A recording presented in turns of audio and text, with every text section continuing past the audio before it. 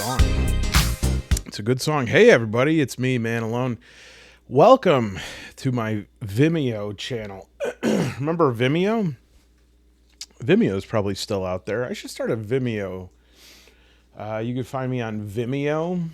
Me and 6 other guys, we got Vimeo channels. Today we're going to do part 4 of our Across 1,000 Dead Worlds Player's Guide overview. Originally, I thought this was going to take about 6 episodes, but I think we're going to be able to finish up with 4. Oh, my brain is not working today. It's one of those days. I don't know if this is normal. If it's not, just let me know how long I have left to live. But some days I give my body everything it wants. Here you go. Here's enough sleep. You're nice and hydrated. Not a lot of stress. And yet my brain just does not activate. And it's like that today. I just have this brain fog. And I've been trying to think, what is causing it? But the problem is, the thing that I'm using to try and figure out what's wrong with my brain is my brain. And so the best I can come up with is that my brain is just being a little bitch today. And I'm sorry to say it like that, but it's true. And so I'm going to do the best that I can, because part 3 of this I don't think was great. Could have been a little more thorough. However, I would say we made pretty good progress. We finished on encounters, and we're going to pick up on resources. Before I begin, just a little something I want to do. Give a little plug for Alex T., the author of this book, blackoathgames.com, Blackoath Entertainment. Alex has been incredible in answering all of my email questions, and has just been very helpful, very eager to have people play and enjoy the games. Also, again, sent me 2 other of his games here, Broken Shores and Under Ashen Skies. I find myself curious about Under Ashen Skies, and I still am trying to get it. It's definitely different. It's a solo game. It is, I guess, like a mystery horror game, and it has some interesting mechanics here. But every time I read it, and this is not the game's fault. It's just I'm always like, yeah, I should figure out what's going on with this game, and then I take it to bed, and then I fall asleep. And it's not because it's boring. It's because I cannot read anything if I'm like this. I can't lay in bed like that. Some people, they can lay in bed. The minute I'm not standing or sitting, I'm done. But I would like to get a handle on that. But the game I do think at some point I'm going to do a playthrough of is Broken Shores, just because it is simple and efficient. The premise of the game is that you're on the run from one of these cults, and I love these little micro doses of lore that you get on every cult. And it just has so many solo options, so many toys and tools to play with. I think it would just be a wonderful, wonderful experience. So I definitely want to give that a shot.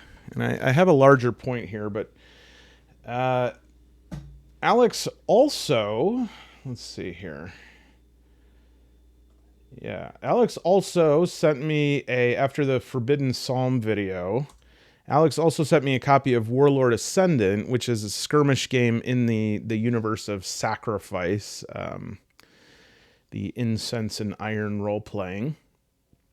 And I actually think that this is quite intriguing. So, I don't get me wrong, I love me Forbidden Psalm and Morkborg, obviously, but this is almost like Forbidden Psalm without that Morkborg, let's call it flippancy. So there's really good thorough explanations of everything, and it looks like there's a lot to do in between combat, and the different compositions of your war band have different implications, and certain soldiers can't be together, and it just looks like a really complete game. And so yeah, like I'm on page 21 here. Look at all the content, and this is gonna go all the way to 104 pages. Lots of awesome tables in the back. Obviously, like all of Alex's games, can be played solo. Looks like a bestiary here.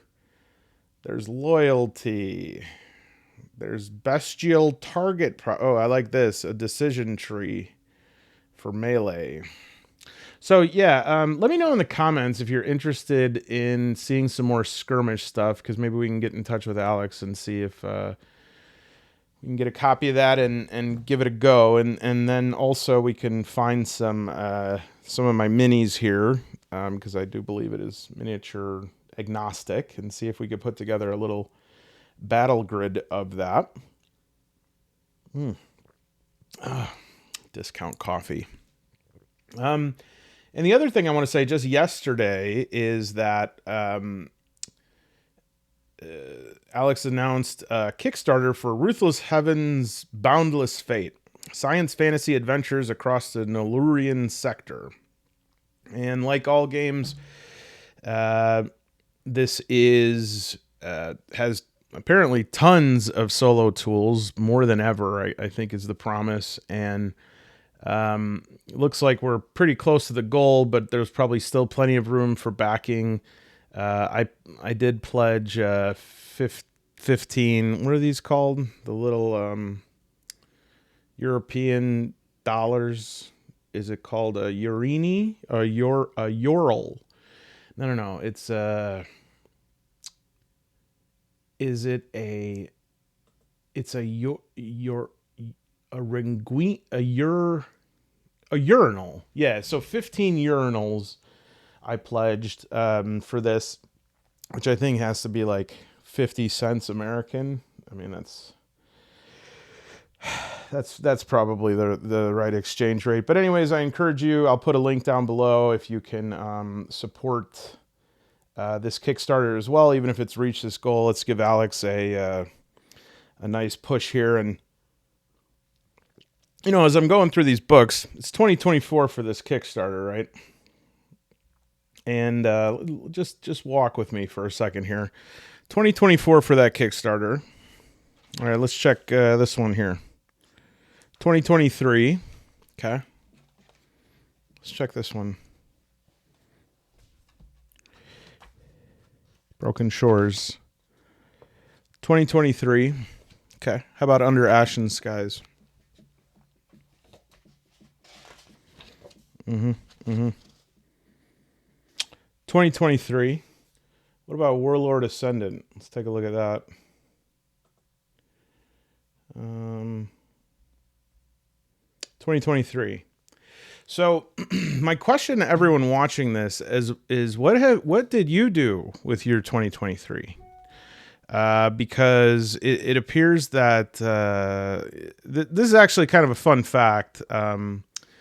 Every 60 seconds, Alex T writes another role-playing game. So hold on a second. 5, 4, 3, 2. He just wrote another role-playing game. It's amazing. Yeah, this is Alex is a nuclear reactor of solo role-playing games. All of them high quality, both in their writing and their production.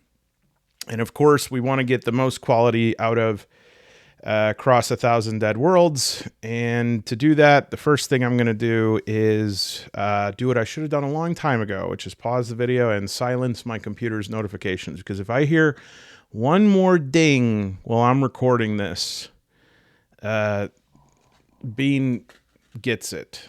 All right, hold on. All right, Bean gets another shot at life, which I forgot to mention. Now, I had promised that 50% of my proceeds from the Bartleby solo RPG game Again, thank you to everyone who has purchased a copy of that. I promised that 50% would go towards a bobblehead. And I'm proud to say that I actually was able to get 3 bobbleheads, and it was more than 50%. It was almost 100. So the first one already came. So we have now Bean and the Queen. So I guess they'll both go over here. I know they're in heaven together. I know that Rowan Atkinson's not dead, but I'm sure he's able to astral travel up to other planes of existence. Oh, that coffee's horrible. So good. Okay. So, where we left off was... let's actually bring up the reference manual here. Oh, good. Oh, there we go. Let's see. So, where we left off, we're going to be on resources. And we finished up encounters. Okay, so let me get that off the screen. We can go with the book here this time. All right, so there are 2 main, well, I guess there are 3 resources. There are data crystals, which are light, and the KSA pays 50 DC for those. And alloy cubes are, they pay 75 for those, okay? And as we'll see, each time that the resource pops up on the site exploration table, you roll a d10 to find out how many data crystals you found, and a d6 to find out how many alloy cubes you found. Sometimes you'll go to a site that has no data crystals or alloy cubes, and you can, when that happens, you can spend time to scavenge for scrap. And that scrap, if it fills up 1 gear slot, has a value of D100 DC, which I guess is the credits, right?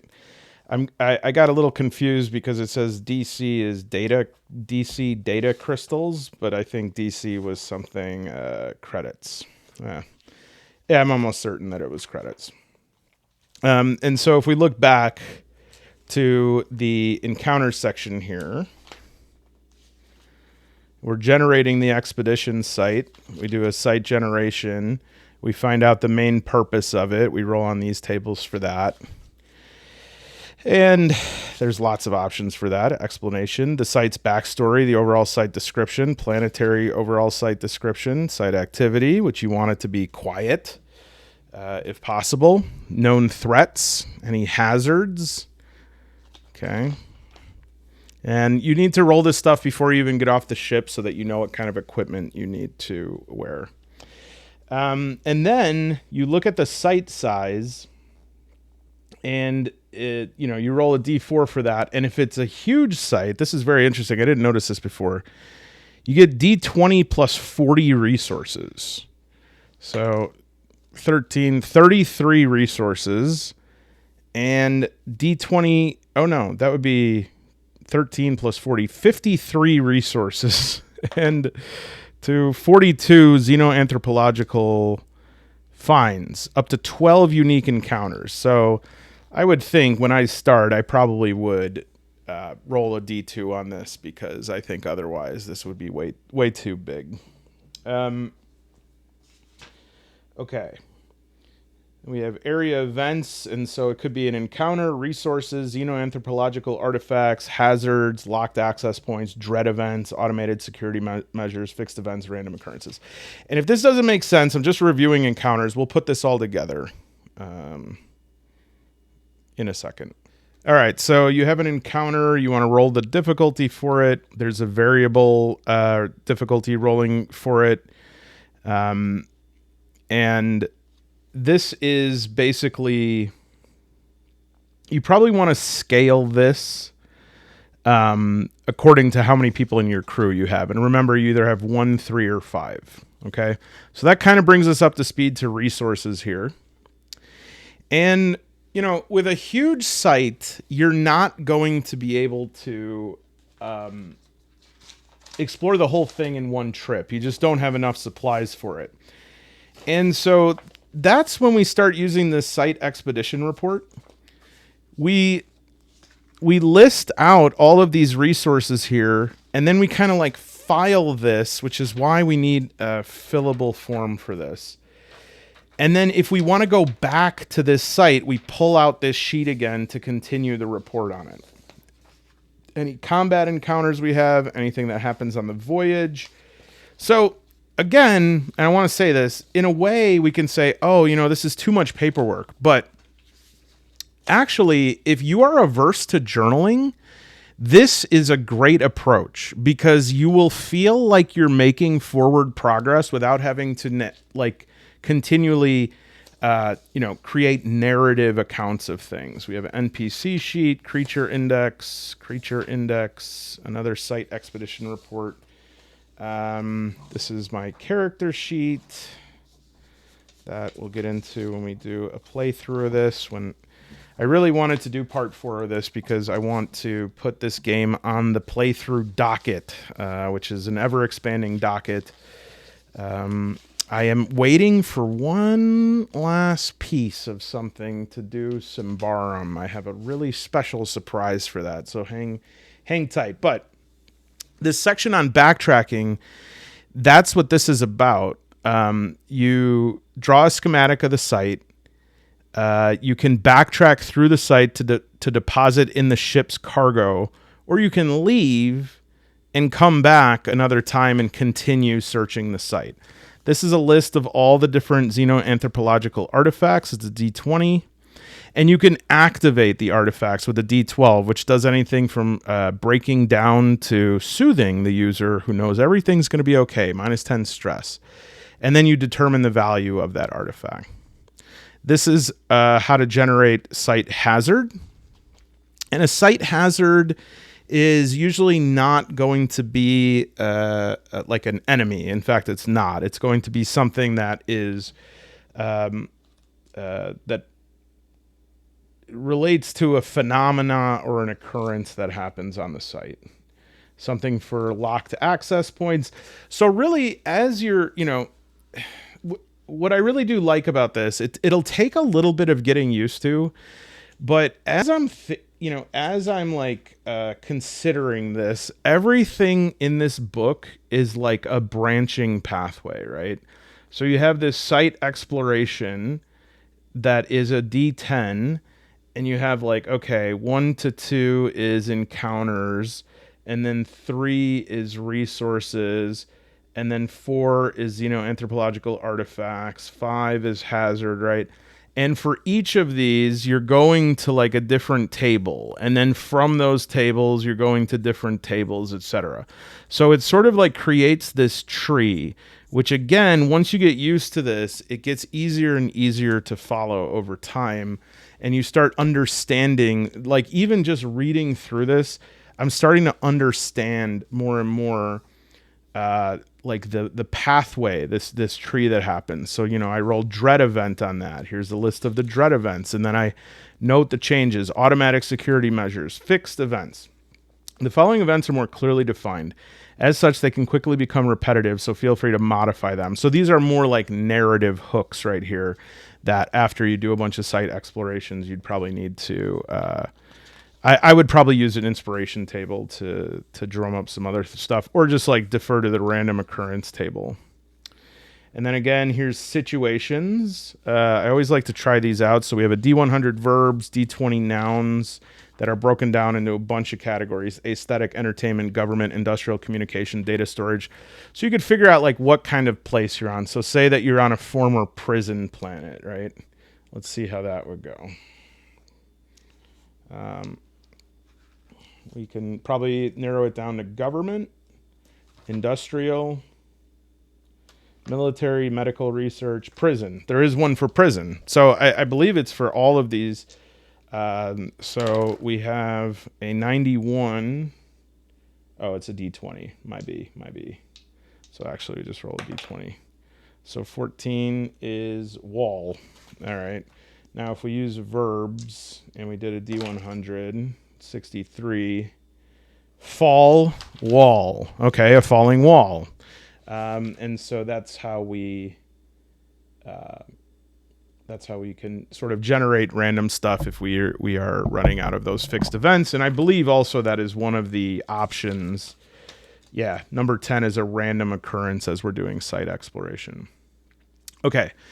You could take a break for 1 clock hour. But I actually wanted to talk about this section here, which is an off overlooked section, site construction and exploration example. So I usually roll right through examples until later, and I really need to stop doing that because, and from a writing perspective, this section right here really made me realize how much examples put things together for a reader. Because no matter how good you are at explaining something, somebody is not going to get it.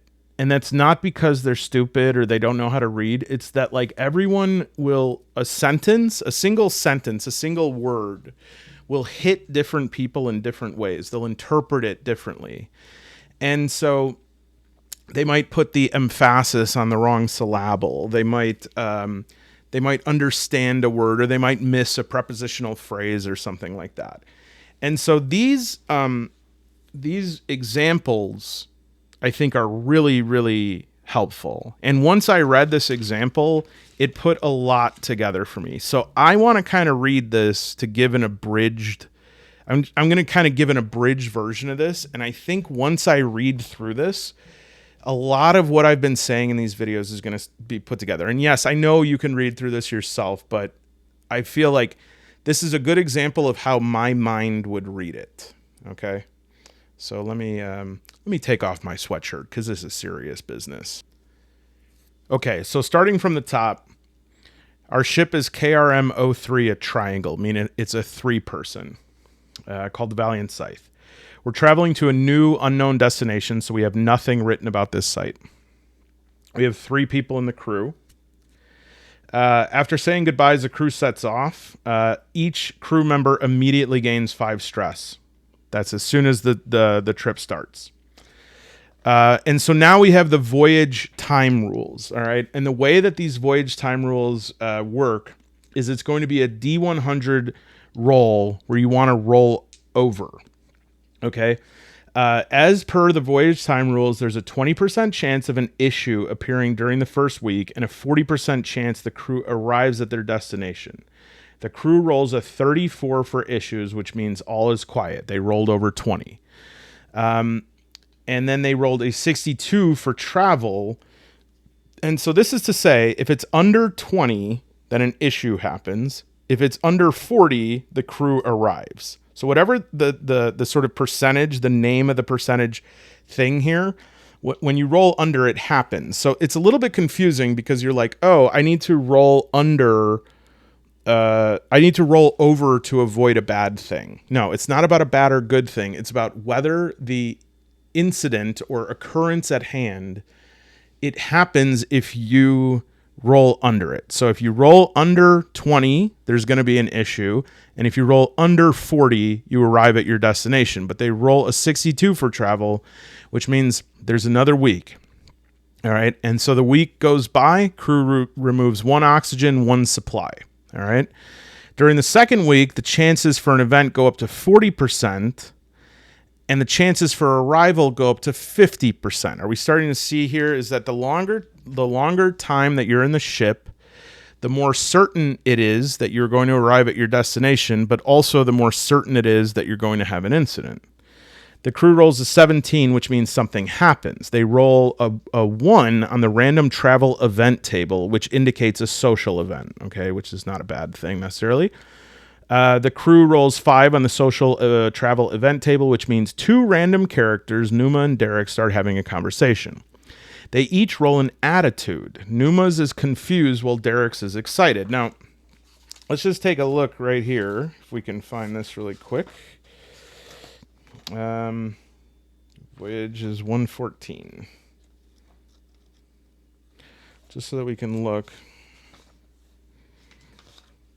All right. So we have these random travel events. All right. Each week has a cumulative 20% chance of random travel events. So that goes up by 20% each week. When an event occurs, roll D4 over here. So it could be social, ship malfunction, outer space anomaly, or mental or physical issue.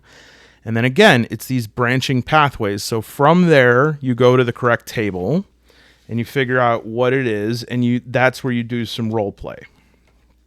All right.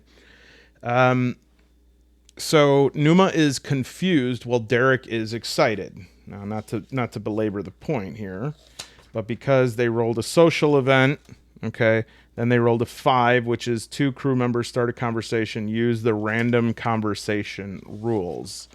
And I believe, again, one weakness of this is the lack of an index, but there should be random conversation rules. I know that I saw those.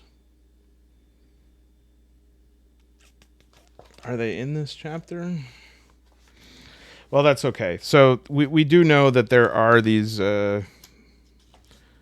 random conversation rules, which is going to be sort of an abstraction, right? You're going to have to roll some ideas because in this example, Numa is confused and Derek is excited. They talk about their hopes, which explains Numa's confusion, since Derek really believes they'll find some sort of paradise to claim for their own, according to some visions he's had.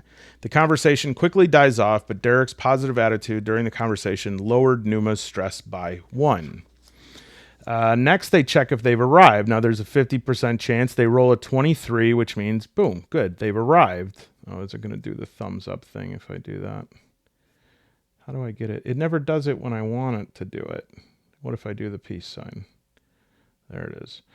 All right. Next, they check if they've arrived. They roll a 23, which means they've arrived. After 2 weeks, they've made it, but they remove again 1 oxygen and 1 supply, and they start figuring out where they are.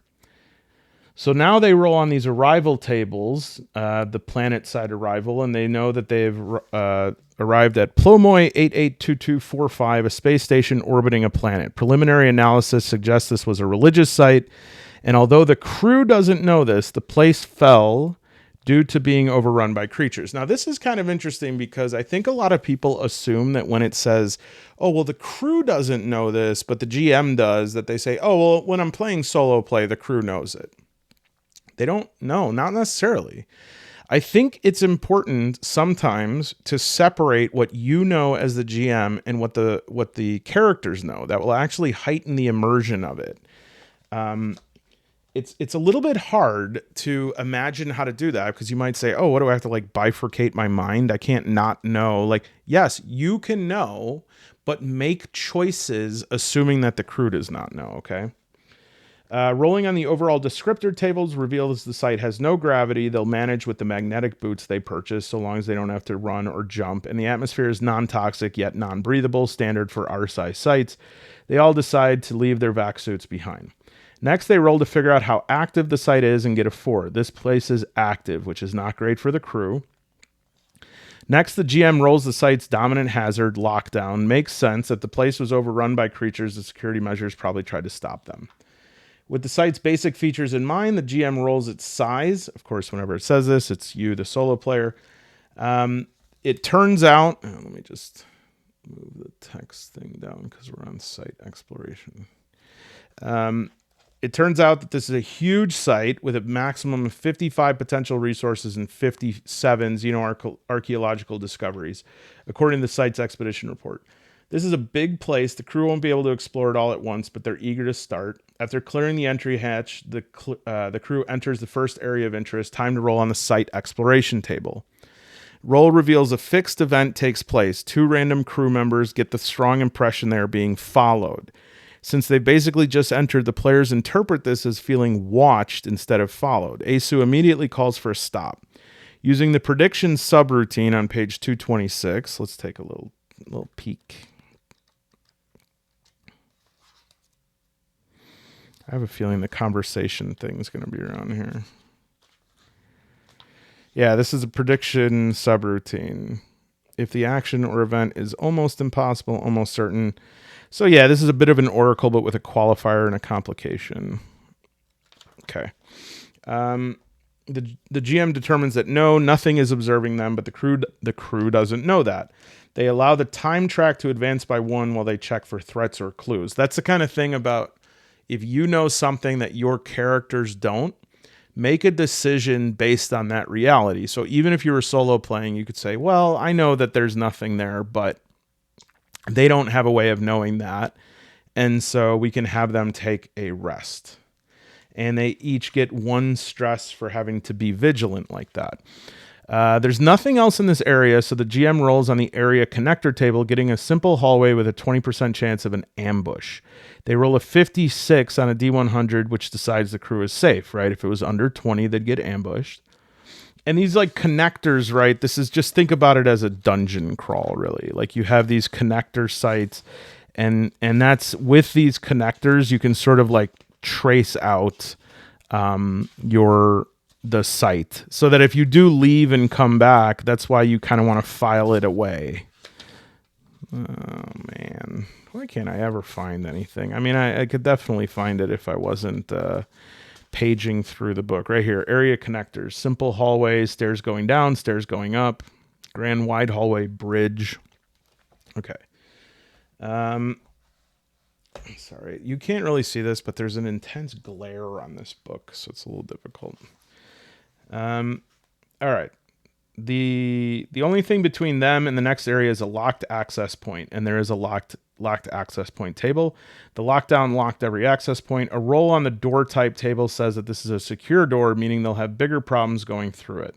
But after fiddling a bit with her LKPK device and passing a tech check, Numa manages to open and the crew moves on. As usual, the GM rolls on the site exploration table for this area. So again, we're connecting the areas. So remember, generating the planet is a more broad thing. Then we generate the site. And every time we move into a new area of the site, we generate that. Hallway, room, planet, dungeon. Okay. A random occurrence of the type discovery. Flipping to the discovery table, they roll signs of a fight. Needing more details, the GM decides to get a verb and a noun from the situations table. Disperse cult. It sounds like the fight was not recent, but one from thousands of years ago while the site was still a religious site. A quick check with the augur confirms this. It sounds like a sinister end, an attacking force maybe from within aiming to destroy the facility's cult. Taking a closer look, the crew finds charred bullet holes and even claw marks, which damage the otherwise pristine metal walls and floors as if they were made of wood. Let's hope that whatever did this died a long time ago. Happy to leave this area behind, the crew moves on. Having explored their second area, the time track is up by 1, putting it at 2 out of 6. Still plenty of time left until it resets.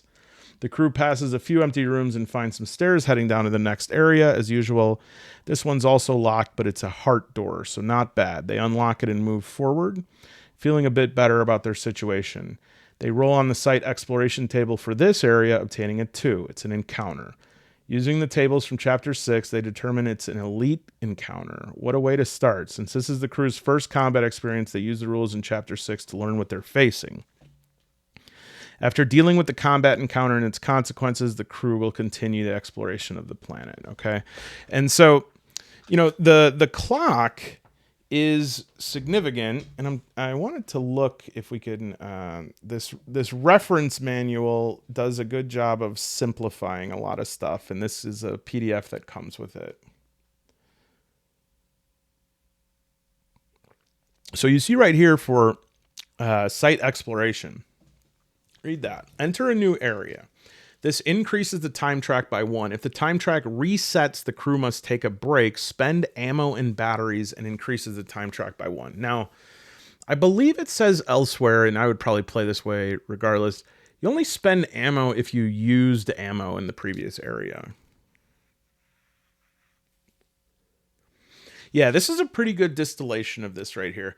I would say that something that is helpful for this would be, and this is something I will do if I play, is just putting all of these tables on one sheet so that I don't have to flip through this book so much. I just want it to be all in one place so that I can just keep looking for the right table, because that's what's going to make it like start being snappy. Okay. I also want to mention that I have a PDF for these cards, And I really, I always press the wrong thing here, but let me try. Nope. That's my intro. Nope. Okay, that's not working at all. Let's try that. Let's try that. There we go.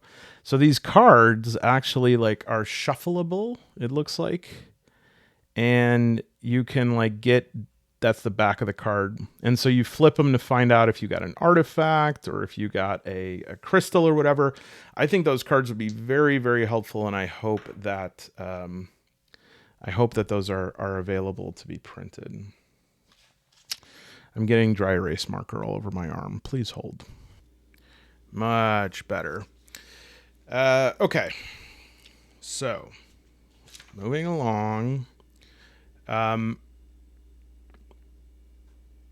for planet exploration, determine the hex's terrain difficulty on page 192. Each fifth hex, roll on the biome sites table. And each time the crew enters a new hex, roll on the planet side exploration table on 195 and subsequent tables. Okay. So I think we need to look through the book a little bit here. So when a crew touches down on a planet's surface, it is necessary to generate all the details concerning its nature and characteristics. As usual, it is unknown why the R side chose the planets they did, especially considering how many documented by KSA crews had no interesting features. However, despite the chances of encountering hostiles, dangerous geography, and inhospitable conditions, it's possible to come across an RSI facility, and most crews deem that worth the risks. So yeah, this is basically going to generate the whole planet. You're going to do the name of it, the diameter, the atmospheric density, the climate. Is there more than one biome on it? And this has its documentation sheet as well. So I believe we would use this hex scrawl here. And let me just go through my files. Planet side report. Well, yep, it's got a hex sheet right on there. So yeah, this is all the information, and you can't really see this. Well, all the hexes are numbered, so you could list everything you find on each of the hexes, and then if there's different biomes, you can put the different encounters in different biomes. So like barren, exotic, frozen, irradiated. Oh, okay, this is planet stuff. I thought this was just descriptions of all my X's. What's in the sky? How many hours of daylight does the planet have? Biome activity, exploring the planet. Now, I just want to make a note for solo play. I know that there are some of you saying, wow, this is really overwhelming. Don't think of this stuff as seasoning, okay? Like in a soup. You don't like a soup because you could name all the spices in it. You like the soup because of the way the spices interact, okay? So maybe you roll a day-night cycle for this planet. You don't have to have any sort of anxiety of like, oh, I got to keep track of this. Oh man, and there's like flocks of bats around and it's volcanic. Just have this stuff in your mind. Have these spices in your soup. And then draw upon them as you can. And I'll tell you a little insider trade secret. The less stressed you are about that, the more naturally that stuff is going to flow forth. Okay. Once you have learned the planet's general details, the crew is ready to explore the planet using the biome exploration hex grid. Deep diver crews travel from hex to hex, slowly uncovering anything. Each biome is composed of D100 different hexes. To determine the landing spot, roll a D100. Each hex is 3 miles in length, so under normal conditions, moving from one hex to different one advances the time track by 1 and triggers a roll on the planet side exploration table. Okay, so once again, this is the planet side exploration table.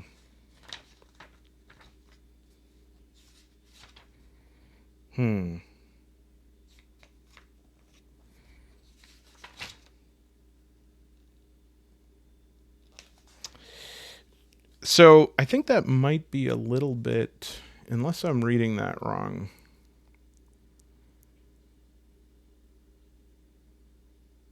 Roll on the planet side exploration table on 195. Aha.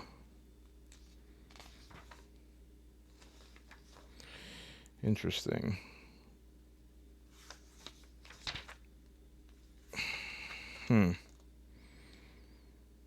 Right here. It's actually on 193. Okay. It says in the resource book here, it says roll on 195. So 193, I guess you roll on the planet side exploration table each time you move to a new hex.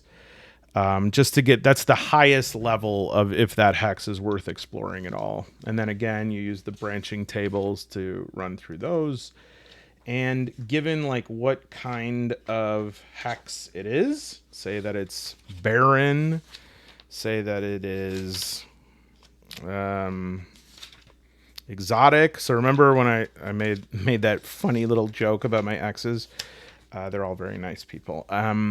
There is all 10 different types of biome types, and for every single one of those, there's exotic sites, exotic hazards, and obstacles, frozen sites, frozen hazards and obstacles, irradiated.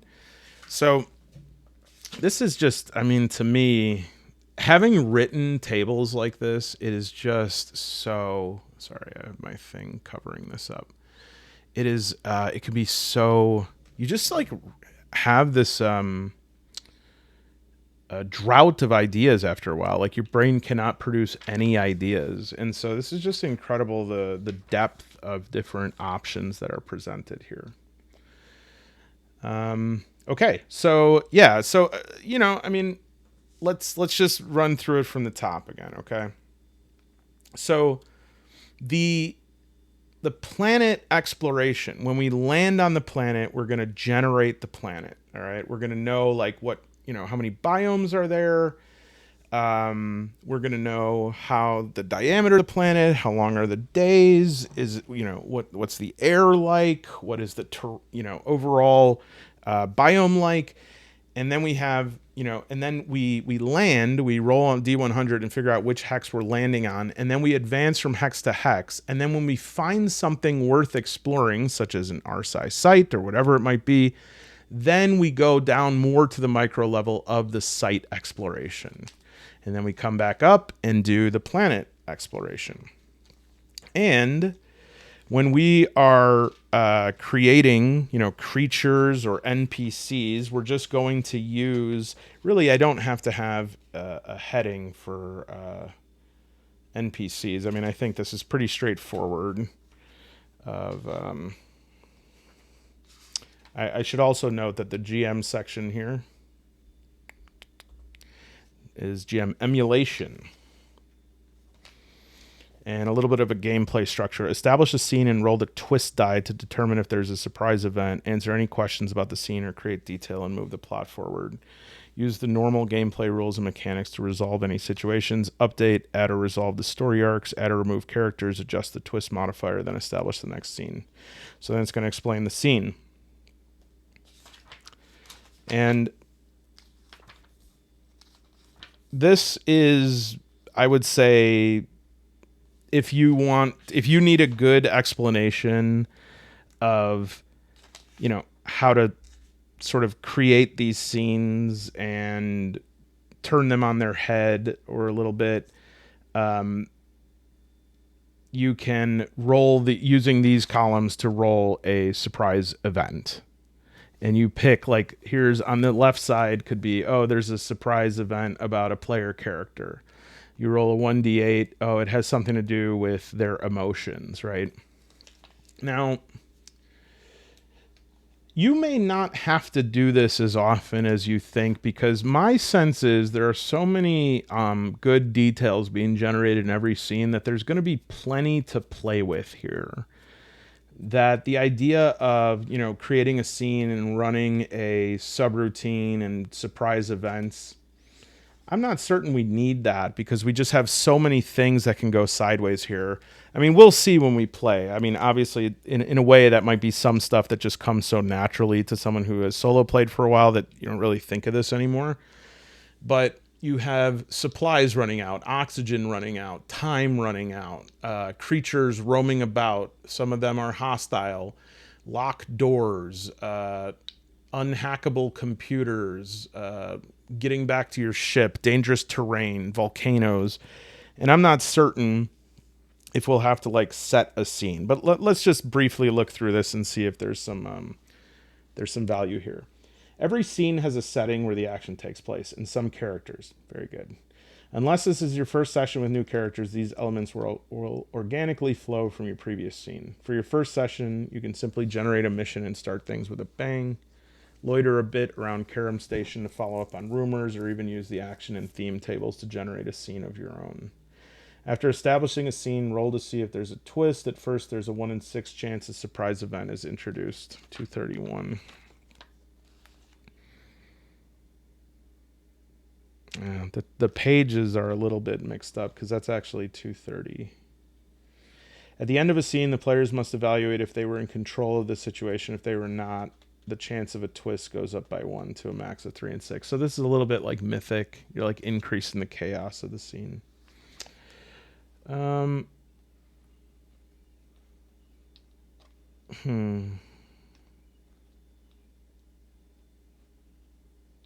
Okay. Yeah, this is like a prediction. This is an Oracle prediction subroutine. Yeah, we'll see. I don't.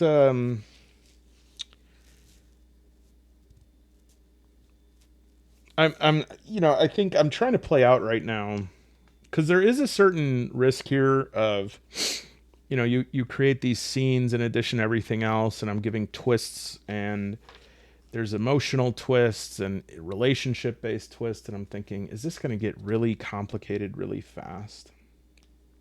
Even with a 1 in 6, I think that's pretty high likelihood. Okay, I'm going to table that. This is NPC behavior, their motivations, and this is actually a D100 table. Lots of different motivations.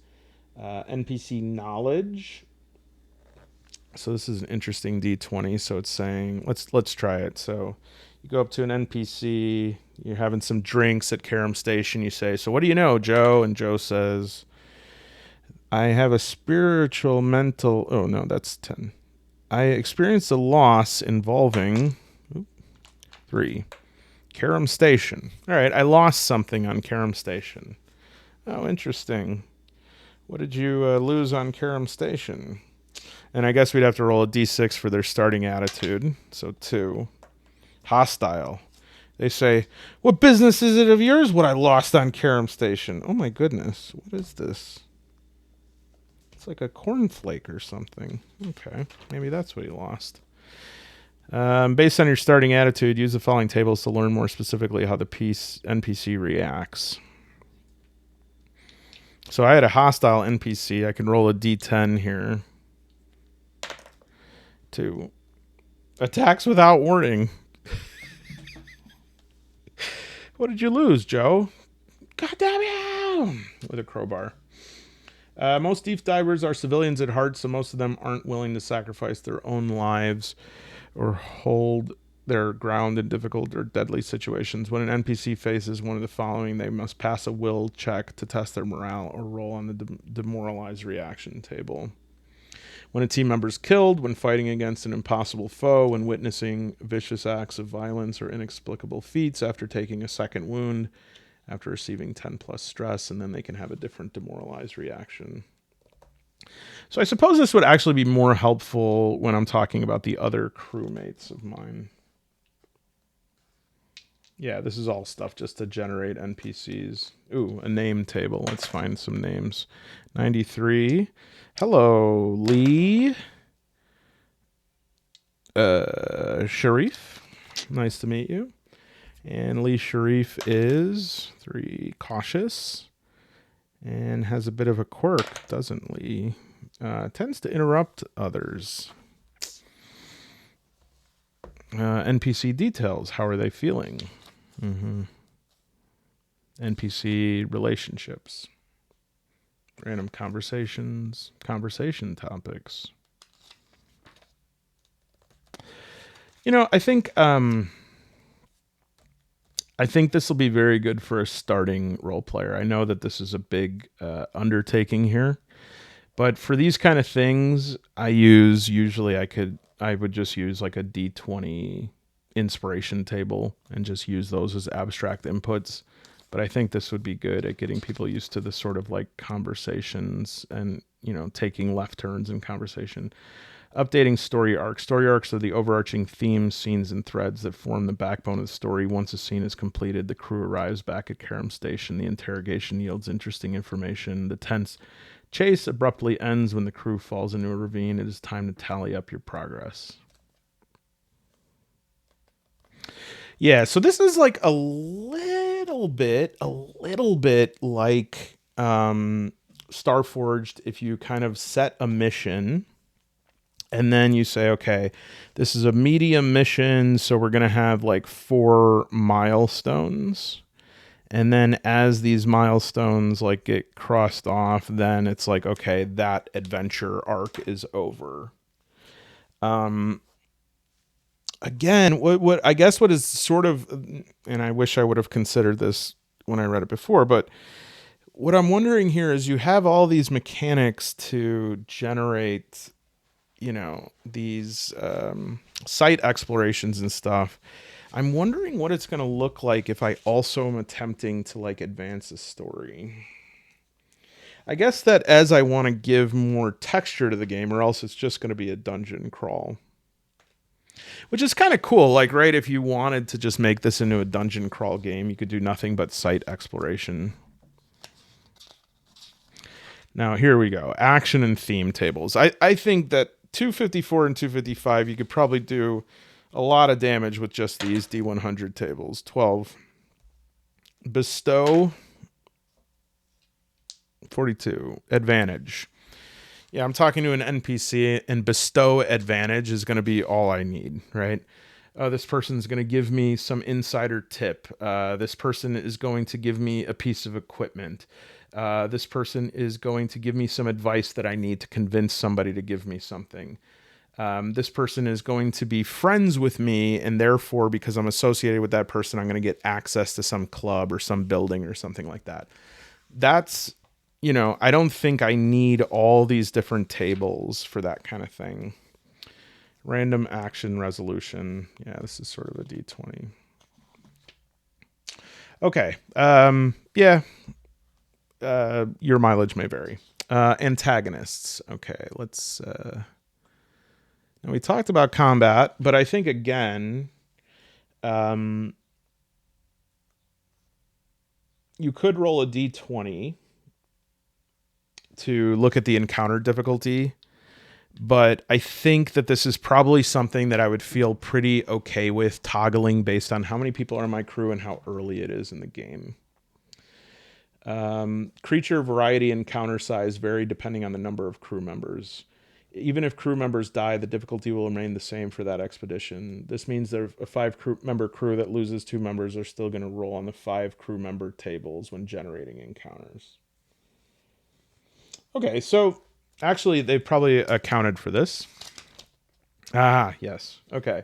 So these are all 1 crew member encounters, and I would be okay then. Well, even so, if I just started the game, I probably would not, even if I had 3 crew members, I probably would not do overwhelming encounters. But this is actually something that would be good in Symbaroum as well. Sorry, I keep talking about that. If you don't even know what that is, it's another free league. It's a free league game that I've been trying to come up with some solo play stuff for, but this is going to say just the level of the enemy based on how many crew members you have and the difficulty of the encounter. And it's not saying the exact enemies, it's just saying easy, standard, elite, or overwhelming. And then we'll give you like the amount of creatures that you are going to encounter. And then they're different if they're off planet or on the planet surface. Their size, and I like the size and damage modifier. Rodent to house cat. large dog to wildcat, humanoid in size, larger than human-like, a large gorilla, cow to alligator. It'll give you their movement, their drive, their intelligence, and then this is generating their stat block. Now, I will say that this is where some people do get a little bit caught up. From just the feedback I've heard, some people are like, oof, I had one encounter and I was tired. Like I had just generated like one antagonist. I had to generate 6 antagonists. It took me like an hour before even combat. And I will say that, I think that, there are obviously some options of pre-drawn characters, but I would think that would be a good supplement. For instance, this is starting crew and exploration site pre-generated supplement. For the game, I think that one for enemies, like a bestiary, would be really, really good. But there are some available, so you don't have to do that every time. But essentially, the enemy is going to be in different categories, which gives us a lot of flexibility, right? We don't have to name this enemy. We just say, is this enemy a brute, a lurker, range, swarm, or psychic? That's the nature of the enemy. And then we can generate these unique traits, enemy abilities. Now, again, and I think if you're already not feeling this is only going to make it less appealing. But I know that some of you would really be psyched about this. I know that I would in a shorter campaign. But I think what's good is you generate these enemies. And then for the rest of your... Oh, cool. That is such a clean looking sheet. I love it so much. For the rest of your campaign, you have these creatures drawn up. And you can just refer back to them. And in a way, there's some true discovery happening there. That's what's very interesting to me. Like if I, in a lot of other games, it's like if I were to just page through the bestiary, I know everything I'm about to see. But here, I don't know what I'm about to encounter. And I think there are ways to do this without having to roll 100 times on 100 tables. You probably, again, can just use some descriptor words as inspirations. But if you're somebody who likes to have definitive things, general appearance, is it avian, arachnid, apish, serpentine, canine? Does it have scales, feathers, skin, fur, wings, horns, mane, several mouths? Bipedal, quadrupedal, sexipedal, none, tentacles, flippers? And then we get a random creature's name. Oh, I gotta do this. Okay. I'm gonna rename this. I'm gonna give this to my nieces. I'm gonna say, oh, this is gonna say the name of your beloved. You will one day marry 22 BUK 90 Buklop. Oh, you're just gonna love Buklop. Buklopner. Buklopner is going to be your beloved. And then these guardians, these are cataloged models. Okay, you have the Titan Anansi, which is sort of a her name's Nancy. No, Anansi is Arachnid, Arash, Brahmari, and these are not only are they pre-generated, but they're different levels for easy, standard, elite, and overwhelming. And I really do feel that just like looking at these and adjusting some of these for if you wanted to like quick grab an encounter, that would be good. And these known threats are sort of like known bosses, okay? Spitter, Clobber, Taker, Cybane, Bomber, Cecilia. I think that's how you say it. All known threats fight relentlessly to the death and will not flee under any circumstances. Since known threats always ambush the PCs, they do not have an awareness stat. Yeah, so would be like, this is tough. This might be your doom if you encounter these too early.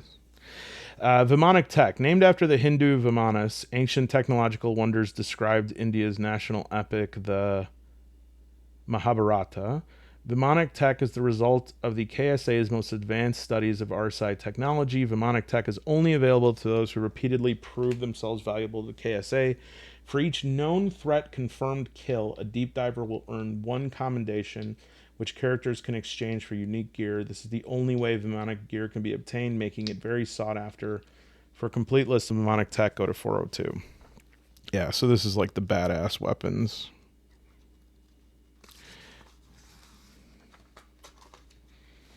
Subdermal cardiac patch.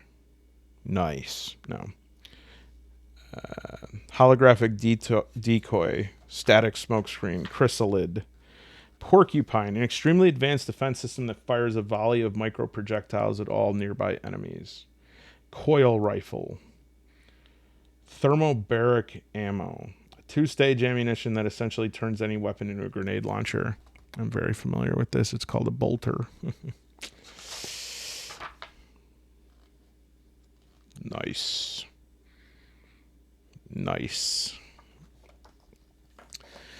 All right, so I just want to talk about morale really quick. So you do a morale check unless the enemy does not have will, like these guardians, they're not going to flee. Okay. Sorry, the known threats are not going to flee because they're going to fight to the death. But in group situations, although our side guardians are immune to fear and will fight to the death, most other creatures may become demoralized and change their behavior during combat. When a living creature faces one of the following situations, they must pass a will check to test their morale or roll on the appropriate demoralized reaction table. Some creatures, including those without any will, are immune to the effects. So it's when their first ally is killed, when fighting against an impossible foe, when knocked down after failing a recovery check. When an opponent flees, any character engaged with it in melee can perform a free attack of opportunity. If the combatant is simply attempting to pull back, they must pass a dex check or remain in combat, having lost their turn attempting to pull back. So this is very much like the same demoralized reaction for the player, and it's different based on synthetics, humanoids. So yeah, you're just doing a will check. That's pretty familiar standard procedure in terms of demoralization. And I think given, the difficulty of some of these encounters early game, this is probably going to be something that you do want to test morale. You probably want to flee in this game a lot. So Karum Station, this is this Drake Industries found this asteroid when there was big speculation on all these asteroids, and Drake Industries found this asteroid that seemed pretty worthless, but inside it had all this RSI tech, and so they made this Karum Station as this sort of hub for all these deep divers to come, sort of a modern day gold rush or a futuristic gold rush. And this is the main hub that you return to throughout your stay, and it's also is going to have like different you could have encounters here. It looks like you could be doing a lot of drinking. There's a whole D66 table of carousing. Let's give it a shot. Why not? 55. You had a great time casually playing cards with some friends. +1 luck. And you can roll on the carousing table once per cycle. So that's nice. It's sort of a leveling system. Characters can also pursue more concrete goals and activities. Only one of these options can be chosen between missions, but they all present excellent opportunities for roleplay. Bonding. training, or studying. Intense virtual learning. Oh, God. Secure resources. See, yeah, this is pretty cool. Here's a map of Karum. You got the docks, the hotel, the museum, the district, the gardens, personal quarters, hangars, mission control, medical center. So yeah, this is, I think, where a lot of the role playing is going to happen, as well as on the voyage. What happened last night at the Red Asteroid? Good question. Corporate news. Let's find out some corporate news. What is this, a D20? 4. Calibrated applications. A weapons manufacturer. 18. Is targeted by terrorists. The inner ring. Yeah, and then you have to pay for housing. And if you don't pay, you get booted. The lowest one is 20 credits a week. So that's a little bit of a consistent debt thing. You got to make sure that you have somewhere to sleep there, or else you're sent away. Then you can get like surgeries, anti-radiation therapy, psychological therapy for stress. And again, there's that pre-generated NPC, but you could generate one by doing 60 points among the 6 attributes, or rolling once on the random NPC attributes table right here, and it will give you like 6 different spreads. Secondary attributes, skills, talents, just like a player character, mannerisms, starting gear. And then this is purchasing new gear. When characters purchase gear on Karum Station, let's move the X down. It's more like leasing than actual ownership. Yes, this includes implants. Characters are reminded of this every time they return all their external mission gear to storage and maintenance after a mission. Divers have no access to it between missions. This means characters do not need to repurchase equipment they've already bought. Write down each character's gear on the station locker sheet so players can pick different combinations of gear. That's kind of cool, like choosing a loadout. Basic gear is always available, but you got to pay for the rarer stuff. And then there's experimental gear, which has possible malfunction. Every time you use a piece of experimental gear, roll a d20. On a 1, there's been a malfunction. Roll on the table below. Weapons. So basically, they're all going to have damage, range, traits, and price. And that's right, DC is Drake coins. Each weapon takes up 1 gear slot, so you have to monitor if you have space, but you can keep them in your locker. There's different traits that have different effects. For instance, there is punishing. On a hit, the target's constitution is reduced by this number for the remainder of combat. Powerful. User can perform a heavy attack. So I think that's something to peruse rather than me going through it. And then armor. If a piece of equipment offers protection against damage, it's expressed as armor, indicating the amount of damage it absorbs from each incoming attack. This means a character wearing gear with armor 4 suffers 4 fewer damage from each source of damage, as explained in the combat rules, which we did talk about. And the updated to field guide, you really have to figure out what level of stuff you're wearing as you leave your ship to go on the planet. Not only to anticipate combat threats, but also atmosphere, gravity, stuff like that. And a lot of this stuff, you'll be able to get like a standard loadout for it just for free, but better stuff you got to pay. If you do interface a biomechanical device with the human body, it's no easy feat. Even with the best medical staff in the system, the human body still requires time to heal. After surgery, a character must rest for D6 weeks. So this means you have to have enough credits to pay for your housing during that time, and you won't be able to go on any new expeditions. And then we have a little scenario in the back by Don Stroud.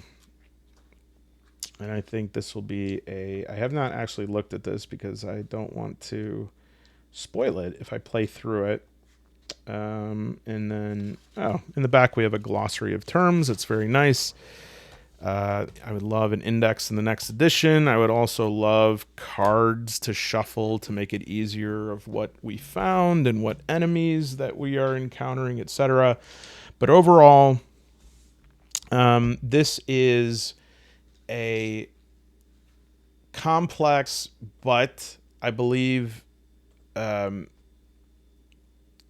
able to be mastered, able to get into a predictable flow with this. I think it would reach its peak with an index and with an appendix that contained all tables. The now it is not it is definitely nowhere near unplayable. I think I could probably play it right now, but I probably will be employing these tabs. Otherwise, I'll be constantly flipping around looking for those different tables. That's the only piece I think of this that's missing. Otherwise, this is a complete closed system, and within that system is a very predictable cycle. The things that you're going to be rolling up, the general cycle of gameplay is you create the place you're going to, you explore the place, you find the place in the place, you create that and explore it. You find the creature, the NPC in the place, you create it, you interact with it, you encounter it, you fight it. You find an object, you create the object, you add it to your inventory, etc. And so I think on the front end, and especially the first time you play, it can feel a little bit like, oh man, this is like a lot of legwork. But I do feel that over time, you're actually making investments into this and creating this well-documented world. And again, I think most people that I talk to who have trouble with journaling games, it's not the writing as much as it's like having to create all of that and never knowing, like, is this enough? Is it not enough? And so, yes, this can feel like if you have a job where all you do is fill out forms all day, you could be like, oh, great, more forms. But I just love how structured this is. And so I know what I need to generate. I almost like create a dossier for myself. I can 3-hole punch it. I can put it in a binder and reference it later. So I hope that walkthrough was helpful. I believe we have the tools now. We'll be definitely putting stuff together and figuring out, if we made any mistakes, if we can clarify things a little bit more. If I get anything wrong, please put it down in the comments. By no means an expert on this game, but I am trying to learn the basics of it. And so at the very least, I hope this was an opportunity for you to be able to learn a little bit of how to play this game without having to read if you're in your car or something like that. But obviously, this is a game that we'll have to play for a while to really get into the rhythm of it. But I just do really feel like a rhythm of this game can be easily established. Before I play, I am going to generate a list of the tables. I think that that's going to be a huge help. I know that the reference document in and of itself is already, this is just 12 pages, but this is like really, really good as just to refer to the book. I do think there's some errata with the page numbers that probably has to be corrected, but even stuff like this is worth its weight in gold. Well, it doesn't weigh anything because it's just pixels, but like, what do I do before a mission? So many of these things that we talked about are put into this really condensed, nice thing here, which I believe is free on the website. So if I got anything way wrong, if there's anything that could be expanded upon, if there's any resources out there that people should know about, please put that down in the comments. And as soon as I get through the 15 other campaigns on the horizon, we will be doing Across 1,000 Dead Worlds. It shouldn't be that long. It should be this summer at some point. All right, everyone. Take care of your, if you have second cousins, take care of them.